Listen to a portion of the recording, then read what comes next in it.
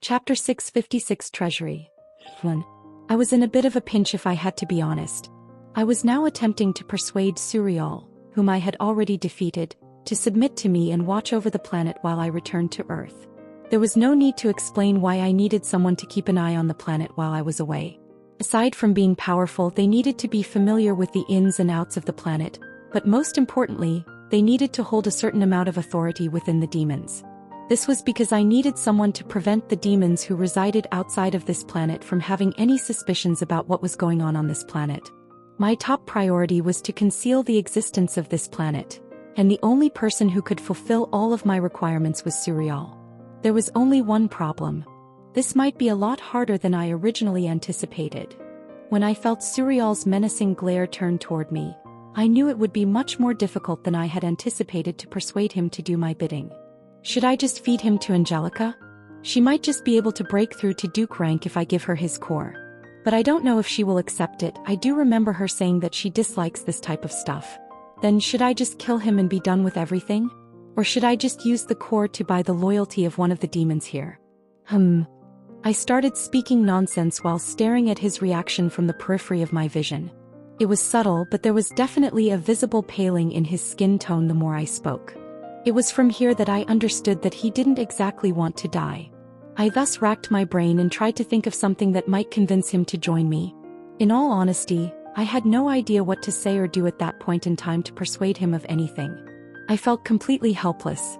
That aside, it was also necessary to acknowledge the fact that the other me had never before completely conquered Amora in the past. It was also one of the main reasons that led me to want to conquer this planet. The fact that I was able to learn the truth about my life while being shown the memories of my other self may seem like a curse to some people, but I beg to differ.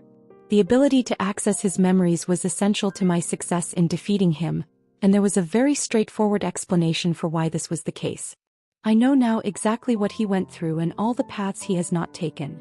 If I wanted to have a better chance of defeating him, I would have to take routes that he had not previously taken. At this point, only the unexpected could beat him, and the complete control of Amora was my first starting point toward accomplishing this goal. However, he has already pillaged all of Amora's treasures, which is another reason why I need Suriel on my side to open the treasury. Due to the fact that my memories were rather hazy, I was unable to say for certain what was hidden behind the treasury. However, I was certain that there was definitely good stuff concealed behind it. Another reason why I needed to keep Suriel alive. In light of the aforementioned, how was I supposed to persuade him to support my cause? No matter how much I racked my brain over the situation, I just couldn't come up with a way to convince him to join my side. In spite of the many suggestions I made, I was only met with a single glare from him. Just what am I supposed to do? Would he be satisfied with the core of a prince-ranked demon? I inadvertently spoke out loud while in the midst of my thoughts. Would he really be satisfied with a core of prince-ranked demon? About the core. But what if he's like Angelica and doesn't use this type of method to grow? Things would indeed be very troublesome if that was the case, as I really didn't think that I had anything else to offer to him aside from that. The core. You can talk to me. About the core if you can. A few voices sounded in the air whilst I was in the midst of my thoughts. Judging from how prideful he is, it is very unlikely that he will accept the offer. But what if he accepts it? Should I just deal? The actions of Suriel, which consisted of shaking Amanda's hand to indicate his agreement, jolted me out of my thoughts and caused me to look around. When I noticed their actions and inquired about them, my face contorted into a confused expression. What's going on here? What deal? What happened? Why were the two of them shaking their hands, and what was this thing about a deal? A big question mark appeared at the top of my head as I looked around me in confusion. Amanda quickly clarified what had transpired for me, so my confusion did not persist for an excessively long period of time. I agreed on a deal with Suriel over here. If you manage to give him a prince-ranked core over the next 5 years, he said that he will agree to whatever request that you have. That's it. My eyes darted back and forth between Amanda and Suron as I tried to make sense of what was going on. Was all I needed to do really offer him a prince-ranked core? Okay, I'll admit that it isn't exactly an easy task. Rather, it'll probably be one of the most difficult tasks that I will ever have to complete. The task was something that the vast majority of people would consider impossible, but It shouldn't be a problem if the time frame is 5 years. Let alone 5 years, I barely have 2 years left to live before I die. My goal was Jezebeth. If I couldn't defeat prince-ranked demons in the future, what was the point of even targeting Jezebeth? I had to be able to do this much if I ever wanted to have a shot at killing Jezebeth. Are you sure that's all you need? I had to double-check with Suriel to see that I hadn't misunderstood anything. I only relaxed when I saw him nod his head in agreement and say, "Yes, that's all I need. If you can promise me that you will give me a prince-ranked core in the next 5 years, I will have no qualms with doing whatever you ask me to do." Alright, deal. I didn't think twice before agreeing with the deal. I had no problem with it and he didn't either, so I took a mana contract out of my dimensional space and scribbled down the terms of the agreement in front of everyone while they watched. I knew that the deal was done at that point. It didn't take me long to write down all of the rules that had to be followed after signing the agreement. After I had finished, I turned the contract over to Suriel, and he gave it a quick read before giving his approval. I have no problem with it. As soon as he gave his confirmation, the contract burst into a brilliant golden light, and simultaneously the area around it began to illuminate. The contract then took flight before pausing right before everyone's heads and exploded into dazzling lights that scattered all over Suriel and I. At that precise moment, I experienced a peculiar tightening in my chest as the restrictions of the mana contract began to take effect within my body. Suriel seemed to undergo a similar situation as his face stiffened for a moment. Shortly after that, his expression returned to normal, and in accordance with our agreement, he did not hesitate before turning around and placing his hand over the large gate. The moment Suriel's hand came into contact with the door, sparkling lights began to swirl around it. Simultaneously, the surroundings began to shake, and the doors began to part from one another. Rumble, rumble. While protecting my eyes with my hand, the gates suddenly parted with a deafening rumbling sound, and another brilliant light shot out from behind the gates. The brilliant light was only there for a short while before it quickly faded away. After lowering my arm and blinking my eyes a few times, I slowly opened my eyes and was astounded by what I saw. Suriel stood beside the gate, his gaze fixed on the treasury. As per the agreement, here's the treasury. Mirage cloak. Permeation. Ding. Do you wish to purchase the following items? Purchase. As Kevin calmly closed his eyes, a plethora of information began to flood his mind. At the same time, a brilliant light shot out from Kevin's body, illuminating the area around him. With the passage of time, the light gradually dimmed. Only when the light completely faded did Kevin finally open his eyes and crack a satisfied smile. I'm almost there. He swiped his hand forward, and the panel that stood before him vanished into thin air. Kevin turned his wrist to check his watch. What time is it? 5 a.m. Kevin's face changed when he realized that it was already 5 a.m., so he immediately headed to bed and laid himself there. Shit, I got so absorbed with completing the task that I completely forgot that I have to go to Amora tomorrow. I better get some sleep now. Kevin had been concentrating hard on completing the system tasks over the course of the past few days in order to earn enough points to buy the skills that he desired. He had been considering purchasing the skills for a little more than 2 years, but it wasn't until now that he had finally amassed enough system points to make the purchase possible. There was a specific reason as to why he needed those 2 specific skills. Only with them would he be able to accomplish his goal. Kevin was planning on doing something big. Something extremely big. Big enough to completely shake the foundations of the human domain. In a good way, of course. After I return from Amora and collect that, I will be all ready. There was a reason for why Kevin was so adamant about going to Amora. His plan was almost ready, but there was one last thing he needed that he knew he could only get there. Only once he had it would he be completely prepared. Everything will be ready once I come back from Amora. Only by completing my plan will I be able to increase the chances of Rune killing Jezebeth. Kevin secretly clenched his fists as he slowly closed his eyes. I better get some sleep. I just hope that everything goes smoothly. Chapter 657 Treasury. It had to be said that the treasury was extremely impressive. The room was about the size of a tennis court, and it was lit up by pink crystals that had been embedded into the walls. The room contained a multitude of marble racks, in which a wide variety of items were stored. Weapons, herbs, skill books, and a variety of other items worth millions of U laid on top of the racks as I had to take a breath to cool myself down. Jackpot. I was able to sort out my money problems with just one trip. For the most part, at least. In all likelihood, constructing a city would call for resources that were currently well beyond my reach. And it was possible that the value contained in this treasury wouldn't come close to covering the cost of building the entire city or even accomplishing 1/4 of what I had envisioned. Nevertheless, despite this, it was still a step in the right direction. How about we split up? You can go look for whatever you want while I'll go have a look around as well. Sure. After everything was said and done, Amanda and I got down to business and immediately began searching through the sizable treasury that stood before us. Oh, right, make sure you write a log of the items that are stored here. I mentioned to Amanda just as we were about to separate. Okay. Good. I headed to the furthest marble on the right. Looks like it's all herbs. When I finally got to the farthest rack, I was disappointed to see that it was packed with a wide variety of plants for which I had no idea what the appropriate application would be. Melissa might like this. I pulled out my phone and snapped a picture of every plant on the rack before me. The process of photographing each plant took a total of 5 minutes, and when I was finished, I swept my hand through the air and gathered everything that was stacked on the racks into my dimensional space. Alright, next rack. Each rack was quite lengthy. Each rack measured approximately 15 meters in length and featured 3 distinct rows in total. The number of items that could be stored in each rack was nothing short of little, explaining why my expression crumbled when I discovered that the next rack contained even more plants. Looks like I chose the wrong side. I let out a low grunt and took a photo of each plant individually.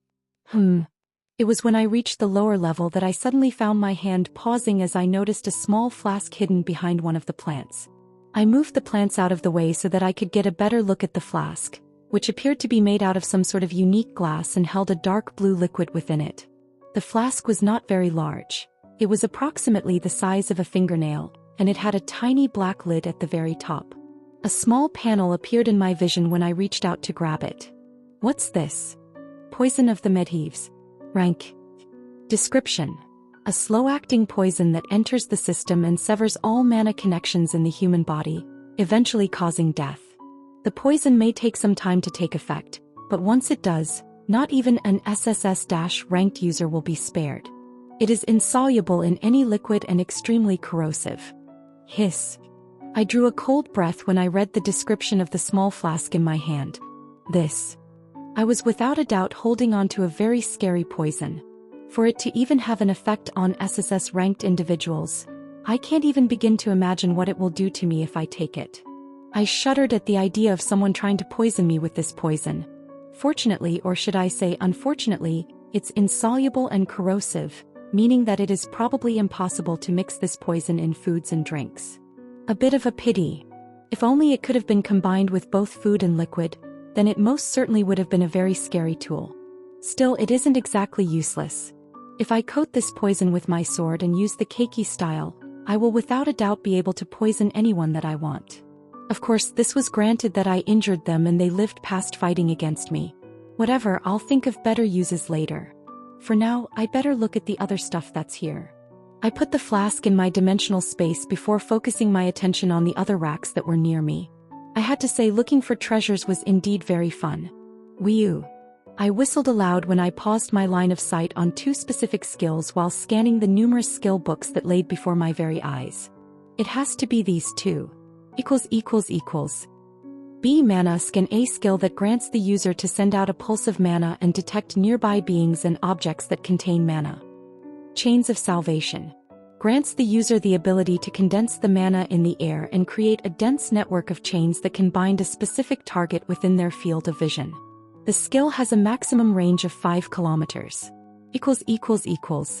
There were more than 100 different skill books stacked in the racks in front of me, and if I had to be completely honest, I was extremely tempted into learning all of the skills. However, when I thought about the city project that I was planning, I restrained myself and decided to take out the ones that I really needed, which were the 2 skills that I was holding in my hand at the moment. The rest can be kept inside of the city treasure to be given to those who will benefit the most from the skills. Them getting stronger was the same as me getting stronger, so I had no qualms about giving the skills away. Alright, next section. After I was finished organizing the skills and saving them all to my phone, I moved on to the next section, which was where the weapons were being kept, and began looking through them. This section was less exciting than the skill section since I wasn't really in need of any weapons. Nonetheless, just because I didn't need anything didn't mean the others didn't either. Shield of Korok. Rank. Description. Made from a combination of Iverial and Sukian, this shield is extremely durable. The shield is extremely light yet sturdy and can easily deflect the attacks of S-rank opponents. Each time a successful attack lands on the shield, mana is drained in proportion to the attack strength. It is possible to block an opponent's attack whose rank is higher than the holder if the holder has enough mana. Skill. Shield Wall. Grants the ability to increase the surface area of the shield.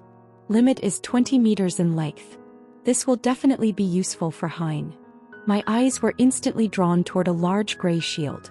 The shield's exterior appearance made me think of the shell of a turtle. However, in contrast to a turtle's shell, the shield took on more of a pentagonal shape and was very lightweight.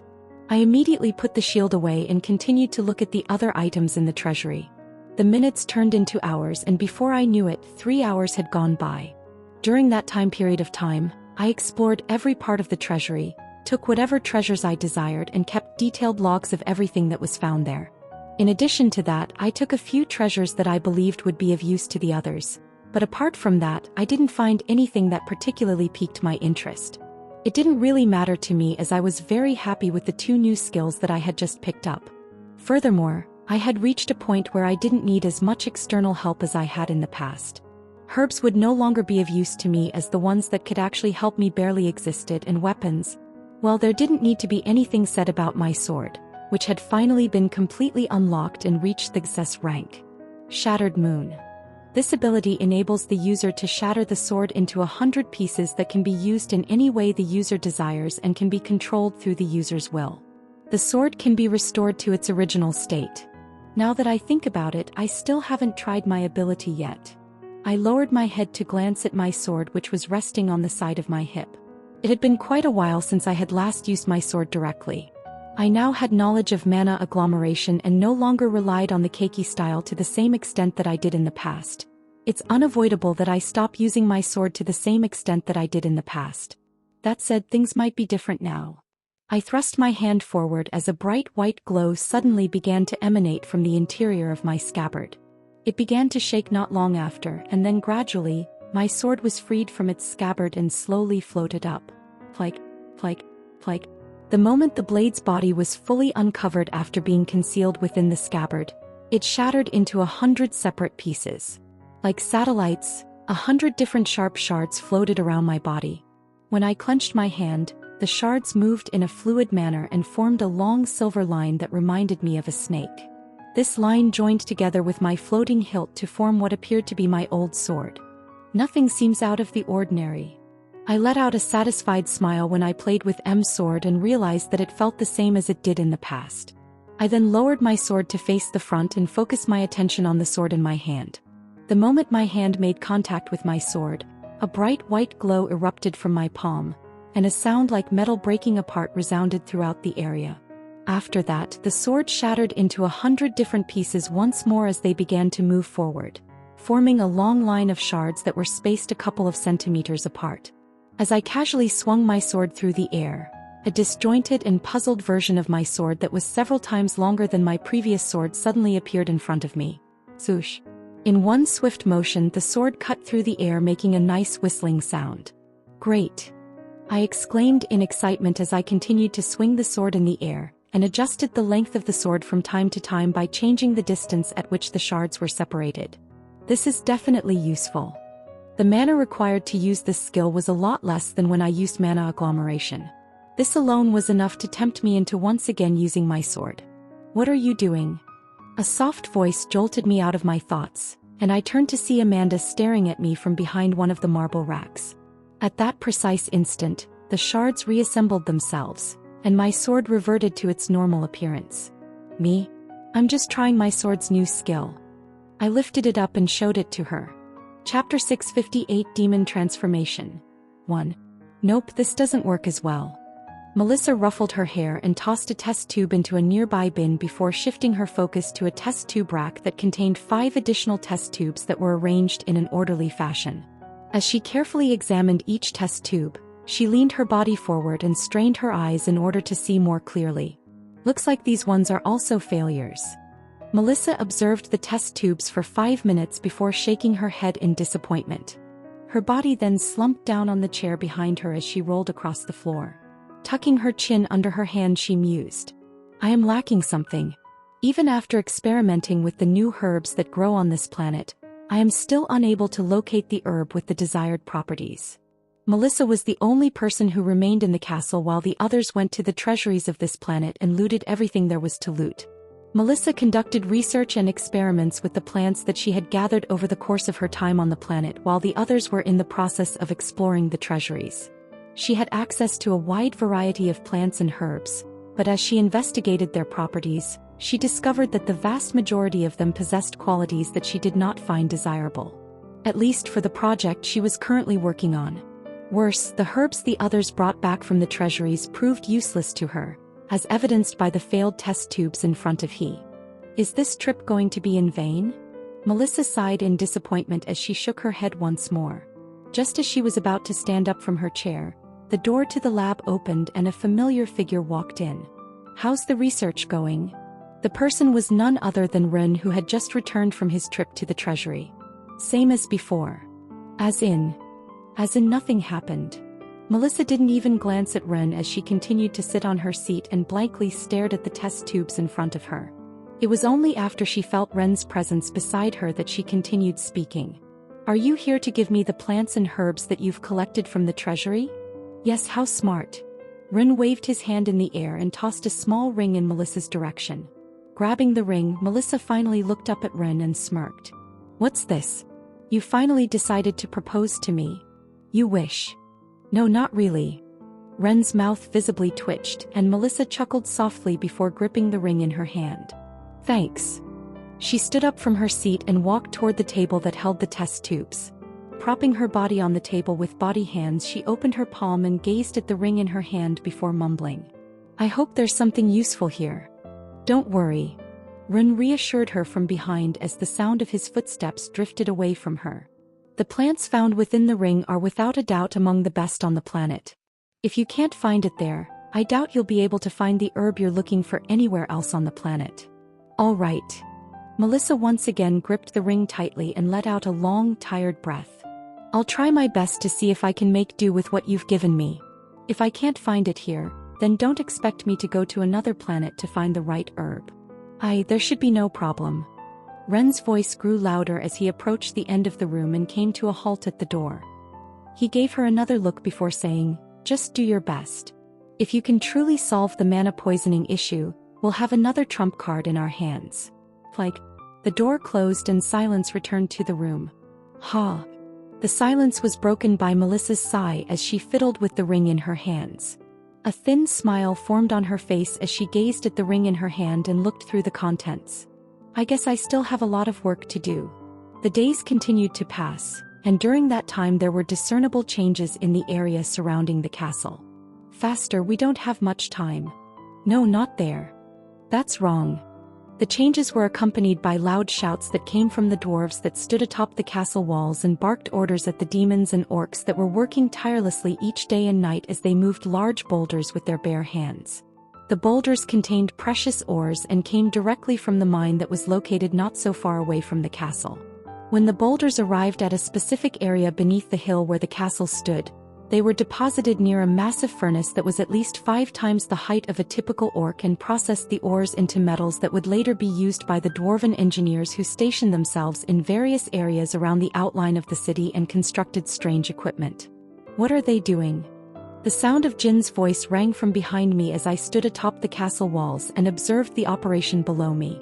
At the same time, a gentle breeze ruffled my clothes and pushed my hair back. They're building a camouflage system that will cover the entire city. I responded without turning my head back. Are you trying to hide the city? Yes. I calmly nodded my head.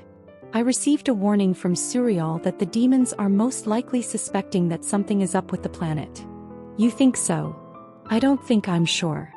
My eyes squinted as my attention shifted toward the large structures the dwarves were building. My mood turned solemn. In the lead up to the war, Suriel divulged our potentially suspicious activities to the demons. According to what Suriel has said, he has remained in communication with them ever since and has regularly updated them on all of his discoveries. Back then there weren't any problems at all, but you've defeated Suriel and communication between him and the demons got cut. Jean instantly understood what I was trying to say as he cut in. I finally turned my head to gaze at him before nodding my head. Yeah, so there's a high chance that they might send some demons over this planet to scout the situation. The camouflage system was of the utmost priority at the moment. Without it, most of the plans I had for this planet would go down the drain. Even if we have Suriel tell them that the situation is under control, it is likely that they will still send demons to investigate the planet. If they find that most of the demons have been exterminated and a large portion of the land has been leveled, they will understand what has happened and most likely alert Jezebeth. If that were to happen, then I would most likely have to say goodbye to this planet. This was not something that I wanted, as I had already invested an astronomical amount of resources in the city that was currently being built around the castle. Fortunately, I had come prepared and had already anticipated this sort of scenario from the start. Jean cut me off before I could say anything. Alright, I get your plan. I also finally understand why you told me to trash the treasuries. As he looked off into the distance, Jin's lips began to curl upward. A light breeze was blowing past his body, and as it did so, it caused his hair to flutter in the air, revealing his emerald green eyes that sparkled like jewels and his chiseled jawline. Handsome bastard. I momentarily felt jealous. Only momentarily.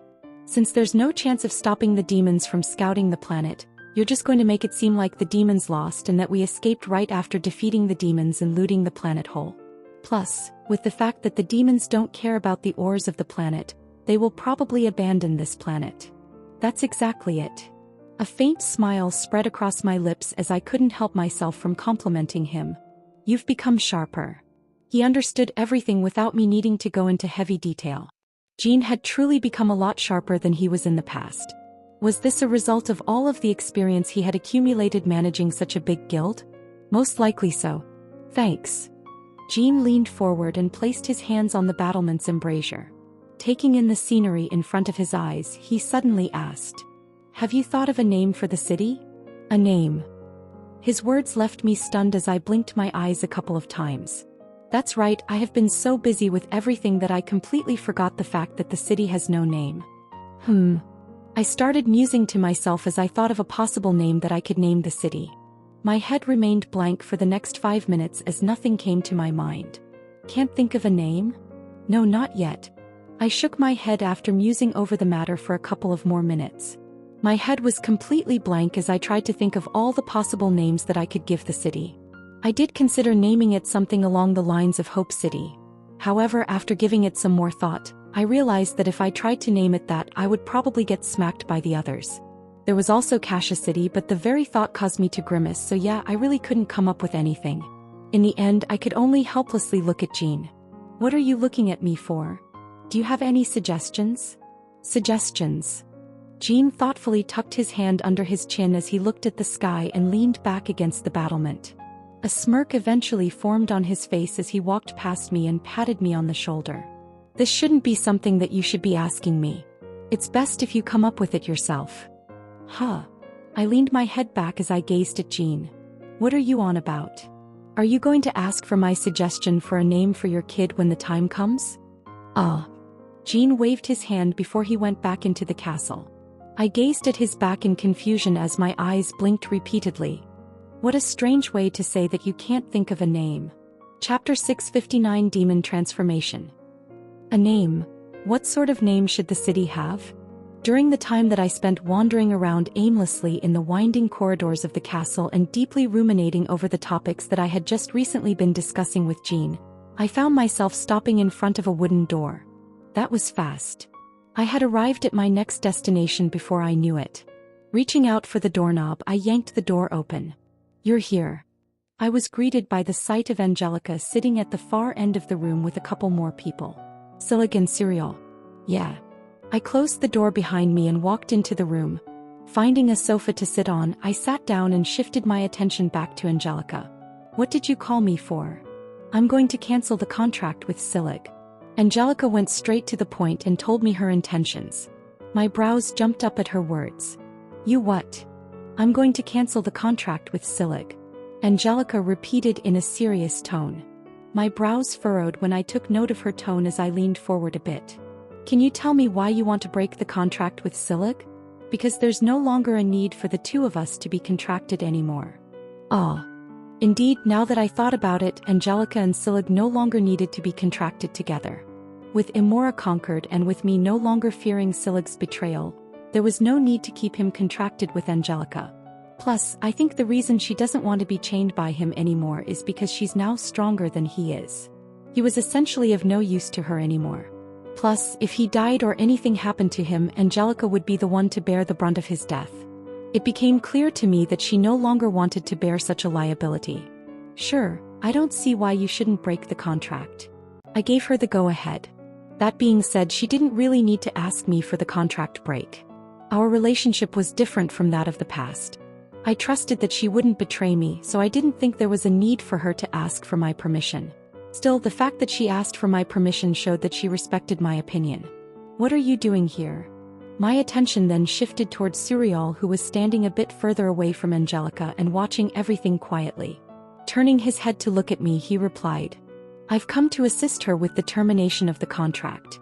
Since they are both willing to break the contract, and since it is written in the contract that if both parties come to a mutual agreement to annul the contract, breaking the contract should not present any difficulties at all.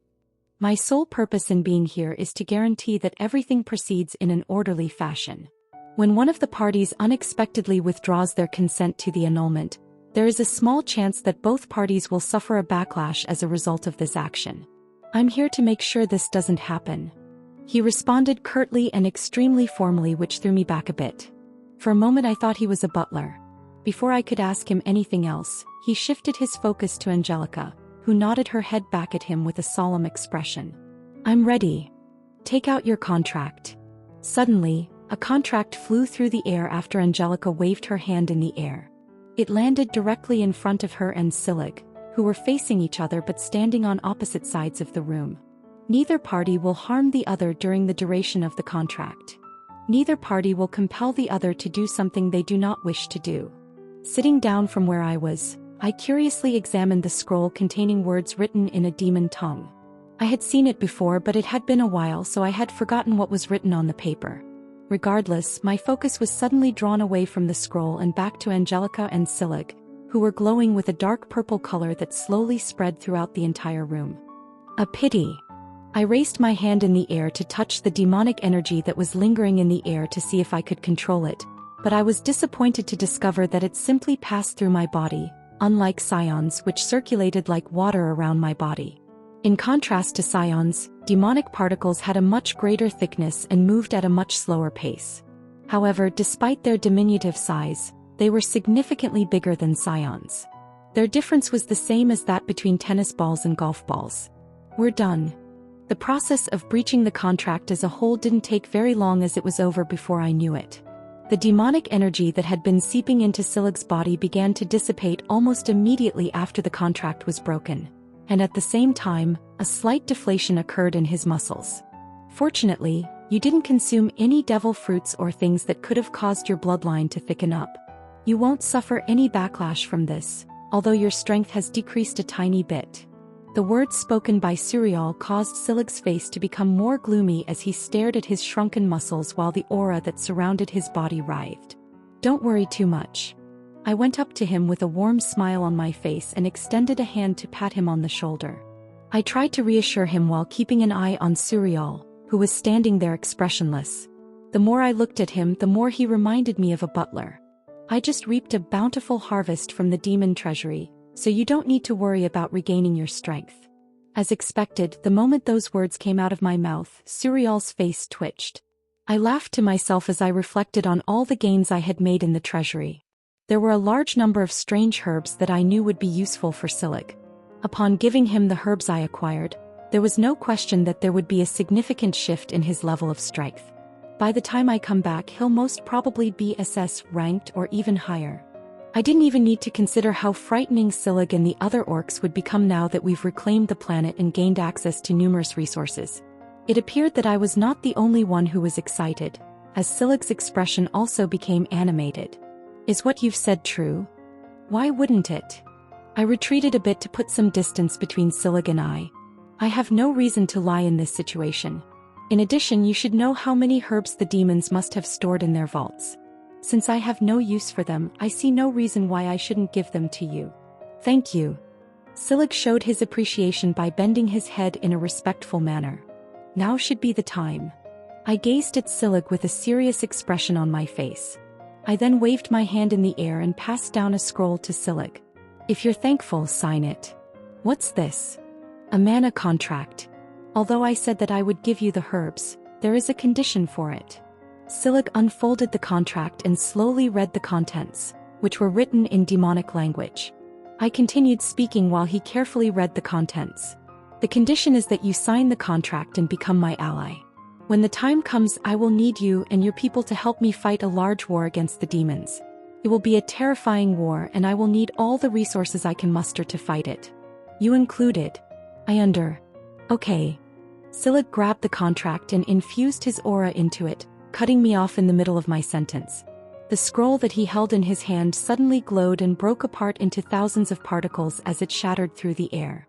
The particles slowly floated toward mine and Silig's directions, and I felt another connection established inside of my body. I looked at Silig with a surprised look. Why did you sign the contract so fast? He didn't even properly read through the terms that were written in the contract before signing it. I know orcs are rash, but isn't this a bit excessive? Without you, none of us would have been alive until now. I would be more than glad to become your ally. I was stunned by Silig's words. A thin smile soon formed on my lips as I patted Silig on the shoulder. You're right, I did. Looks like I didn't make the wrong choice in coming here. I was now a little bit closer to my plans. With the city slowly building and the orcs in my command, everything that needed to be done was finally done. As I looked around and stretched my back, I looked at Angelica and said, I guess we're done here. Looks like we will be going back to Earth soon. Yes. Angelica gave her standard icy reply as she sat down and closed her eyes shortly after. She projected the air of someone who did not wish to have their calm disturbed. I shrugged my shoulders and prepared to get out of the room. Right as I was about to exit the room, I unexpectedly heard Suriel's voice calling out for me. Wait. My feet came to a pause and I turned around. Is there anything?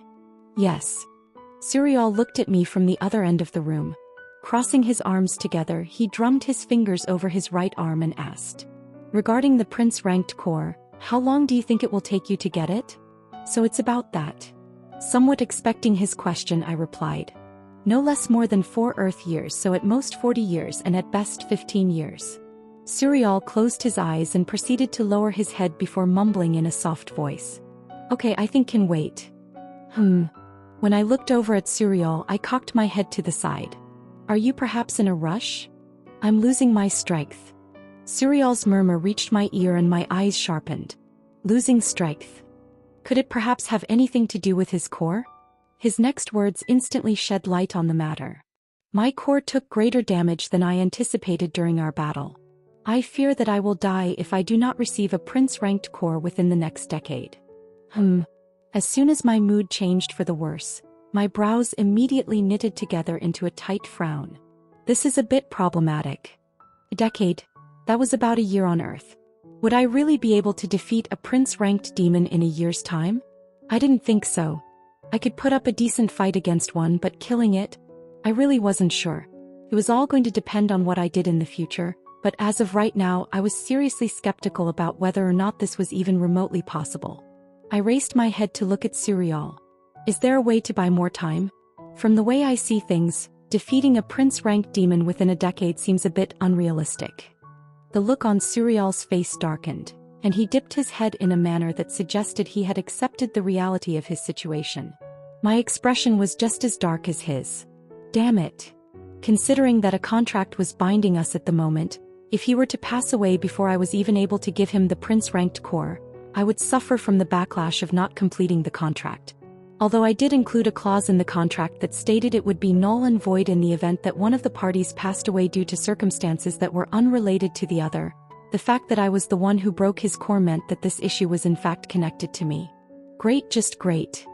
While I waited for Suriel to respond, all I could do was mutter a silent curse at myself. Just as the mood turned completely gloomy, Angelica opened her eyes and broke the silence. Her expression turned extremely complicated. There is a way. Chapter 660 Demon Transformation. 3. There's a way. I abruptly turned my head to stare at Angelica, who was sitting on the sofa in an elegant manner with both hands resting on her thighs. Her purple dress accentuated her great curves while her glossy black hair gently cascaded down one side of her shoulders. With a complicated look on her face and without answering, she looked at Suriel. You already know the answer, don't you? Suriel lowered his head without answering. I took notice of his action and alternated my gaze between the two of them. What's going on? Was there something that I was missing? Adjusting her posture, Angelica let out a long sigh before speaking. There is one way to save him, and that's to sign a contract with him. Huh. Her words stunned me. Sign a contract with him? How does that make sense? As your strength increases, so does his, thereby repairing a portion of the damage to his core. This is how demonic contracts typically operate, as a contractee's increase in strength also benefits the contractor. Angelica answered my worries before I could even ask. I instantly understood her words. Right, it's as she says. As the two are connected, the progress of the contractee will directly affect the demon's rank.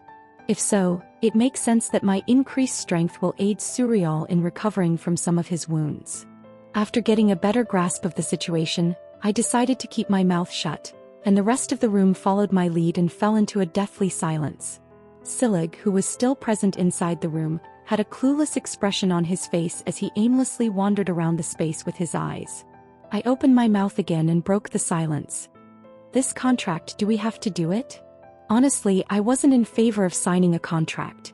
The only real benefit I would receive from signing a contract with Suriel was a temporary increase in strength. But other than that, there was no other advantage. In point of fact, it was harmful to a greater extent than anything else.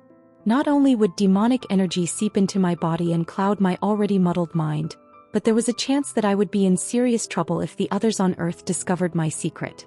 Especially by the people from the Union, as they would most likely brand me as a traitor.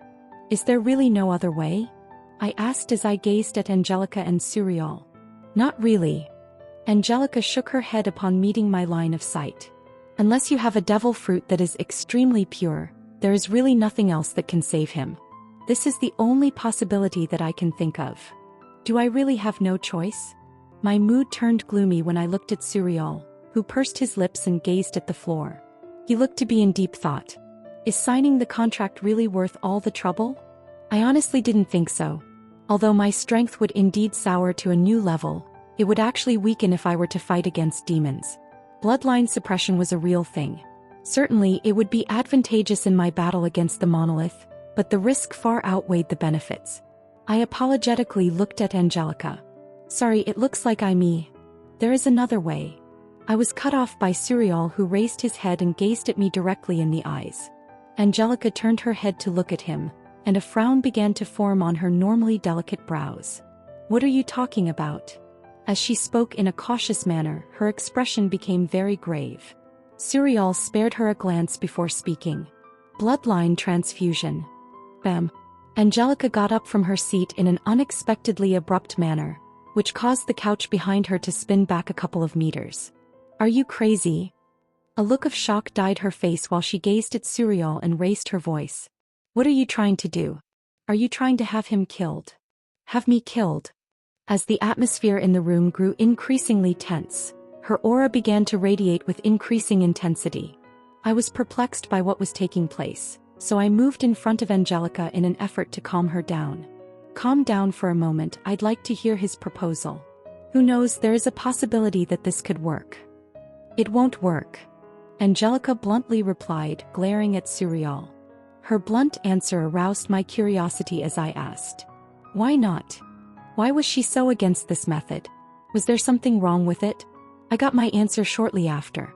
Blood transfusion, like the name suggests, is a process in which one mixes their blood with demon blood.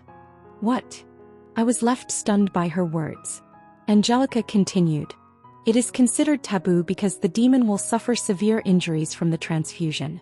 In many instances, the demon will die shortly after transfusing their blood with the recipient, and unlike demonic contracts, the recipient will not be bound to the demon whose blood they have received. It's something that the current demon lord has banned completely. If he becomes aware of anyone performing this technique, they will have their entire bloodline exterminated. I finally understood why Angelica was reacting the way that she had. What happens to the recipient when they have the demonic bloodline in their body? They will go crazy. Angelica replied in a straightforward manner. With the contract not acting as a medium to mitigate the purity of the bloodline, transfusing a demon's blood will lead you to lose your mind. All of your innermost desires will be pushed to the limit, and you won't be able to think properly. Really? I turned my head to look at Suriel, who had remained silent the whole time. Was he so desperate to suggest something so reckless to me? No. He unexpectedly shook his head when he looked at Angelica. Although what she said is true, it only applies when a large amount of blood is transfused rapidly. If you do it gradually and stabilize your mind during the process, your likelihood of losing your mind will be drastically reduced. Ridiculous. Angelica scoffed as her eyes turned icy. Tell the truth, you're only suggesting this strategy because you're desperate for a prince-ranked core. In the short term, he may be able to maintain his sanity, and his strength will increase dramatically, even more than he would by signing a contract, but there is a high likelihood that he will completely lose his mind not long after. Not if his mind is strong. Bullshit. Did she say my strength would rise dramatically? I fell into deep thought while Suriel and Angelica bickered with each other in the background. Something about Angelica's words caught my attention, and I couldn't get it out of my mind for some reason. I eventually asked aloud, will transfusing my blood with that of a demon really increase my strength drastically? Suriel and Angelica simultaneously stopped talking when they heard my words. Angelica's facial expression changed again as she stared at me with a stern expression. Ren, don't tell me that you're seriously considering this. Answer my question first. Will this method help me increase my strength? This was the thing that I wanted to know the most. Fortunately, Suriel answered my question shortly after. It will. Not just by a little bit, but by quite a lot. If you're lucky, you might even be able to transform. Transform. My interest was piqued once more as my eyes focused on Suriel. Nodding his head, he continued. Yes, if you successfully merge with a bloodline of Marquis or higher, you will be able to transform partially into a demon. We call this transformation, demon transformation, and in this form, you will not be suppressed by a demon's blood unless it is from a demon of a higher rank, unlike contractees who are suppressed by any bloodline. Not only that, but you will also be able to manipulate demonic energy. Oh. My interest started to grow the more Suriel spoke. Your strength will soar once more as a result of this change. Let's just say that if you had been able to transform, the fight between us wouldn't have been as close as it was. Even though what he said is accurate, if you were to fight a demon with a purer bloodline than yours, you would likely be at a disadvantage. Your odds of defeating a prince-level demon will decrease. Angelica quickly cut in, but Suriel rebuked not long after. That's true, but you can simply make your bloodline purer. If you mix your blood with demonic blood, you will be able to consume devil fruits and demon cores to purify your bloodline. By the time your bloodline reaches the prince rank, fighting against someone of that level will be a breeze for you. Do you really think it's so easy to find devil fruits that can help him?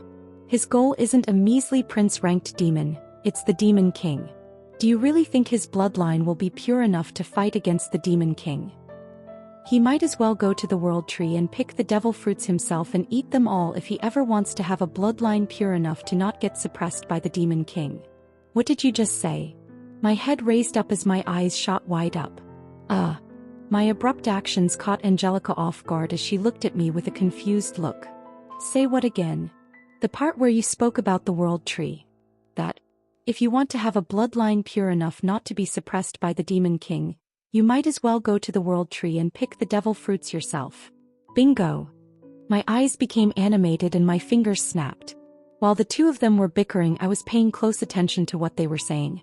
In fact, although tempting, I was planning on rejecting the blood transfusion offer. The reason was exactly as Angelica stated. With the bloodline transfusion method against higher-ranked demons, I would be put at a disadvantage. It wasn't that much different from signing a contract apart from the transformation thing. Considering that I wanted to kill Jezebeth, it was clear that this option was a no-go. Of course, that was until I heard the last part of Angelica's sentence. Yes, if I really get access to the devil fruit that grows in the world tree, I would without a doubt be able to purify my bloodline to the king rank. If that happens, I will without a doubt have another ace up my sleeve. I made my decision within an instant. Raising my head, I directly looked at Suriel and ignored Angelica. About this bloodline transfusion, tell me more about it. Just made in time. Kevin scanned the panel in front of him and sighed in relief. Destination, Imora. Would you like to teleport? Why? N. Kevin licked his chapped lips and then looked at his ring to make sure he had brought everything he needed. The check was completed rather quickly and he turned his attention to his watch at that point. After he brushed his other hand across the watch, a transparent white sphere materialized all the way around the watch. Tomorrow will be an extremely important day. There's no way I'll miss it. Kevin took his eyes away from the watch and turned them back toward the panel. Without hesitation he pressed the Y, and his body started to disintegrate on the spot.